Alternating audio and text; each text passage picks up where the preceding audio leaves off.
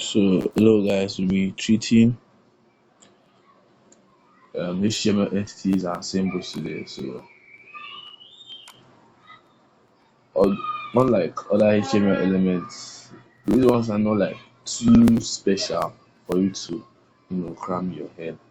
There are lots of things you need to know that HTML can do.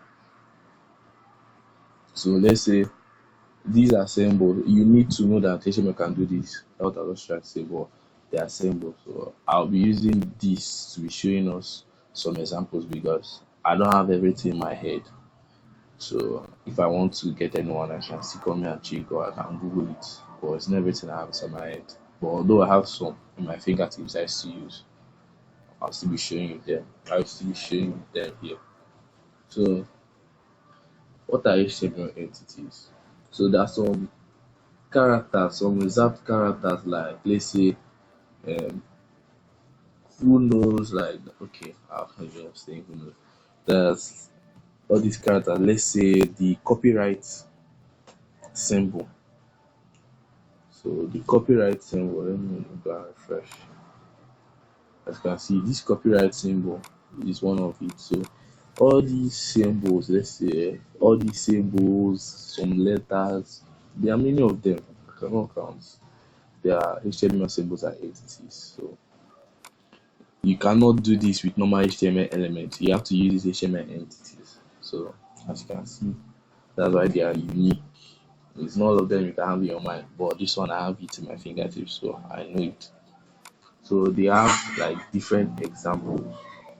So one thing you have to know about HTML entity, they have a particular syntax that they follow. That's one particular syntax.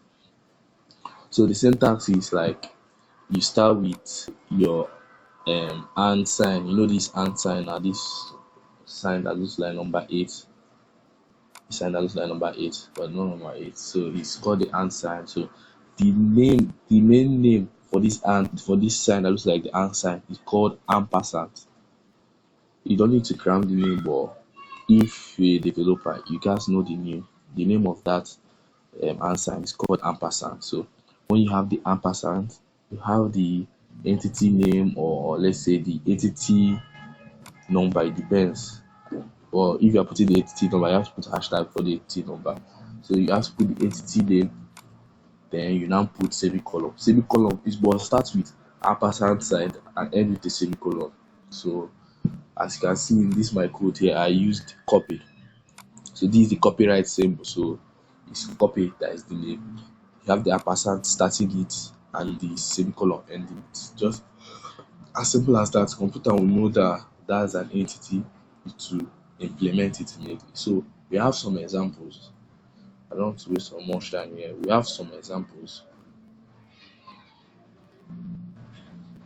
One popular one is like this non-breaking space. So when I was still learning, they taught me this non-breaking space and what is used for is let's in web in program I've showed you before that when you put extra spaces, the computer will have to if you are displaying the computer will cut them out before showing the next text. Maybe after the space, there's you put space.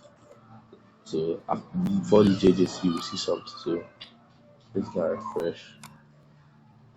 As you can see, computer cut out all the whole extra spaces. So what this non-breaking space will do, any place where you add a non-breaking space, it will add a space that computer cannot remove. So you don't need to add this extra space if you want to add two more space. Just add that non-breaking space um, entity sign and you have a space. So let's practicalize that. So I'm removing this. Let me say my name is I'm giving space, then I will now add extra space. If I want to add extra space, I'll use ampersand, then I will now write N for none, I will now write B for breaking, then I will now write SP for space, non-breaking space. Then I put my semicolon. End of story. Then my name is let's redo, let's put it again, let's put the sign again and put it again. So I'll see how long it is. Let's see, learner. So note this, I'll refresh. As you can see, the space is there, so it's not that much, but it's non-breaking space, space that a computer cannot remove. So you can practice this. So we have a lot of them. We have the less than sign using LT. We have the greater than sign using GT. We have so many of them, but I cannot shoot all of them. So I'll be dropping a link in the description where you can get all the HTML entities. So let's look for. I'll drop you a link in the description where you can get all the HTML entities. So it will be easier for you to find them and use them. So we'll be going to HTML symbols. So HTML symbols, they are not like too different from HTML entities. So like this also called HTML symbol entity. They are not too different. They are just basically the same thing. You cannot write this with your keyboard. So this HTML symbol entity will help you to write them. All these letters that are like this. So you cannot write them. So that's what basically HTML symbol or entity is. You can see this copyright. This copyright is here. Even this register, so you get to use many of them. So my advice is for you to, I'll drop a link to, you can search for HTML. For that search, let me just do it. So search for HTML,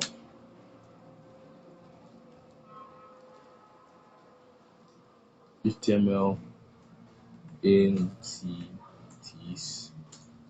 W3 school. Then once you do that, press enter. It's take here, so you can now click on this. Then you can now utilize their website, getting all the things you need, and you can also read this stuff so you get more knowledge about it. From what I've given you now, I gave you my own understanding, my own perspective. So, but then to put in, but also go there, you see examples. Why doesn't need you to go there to see examples? I don't need to go deep into this. It's not something that's very confusing. So that's for HTML entities and symbols.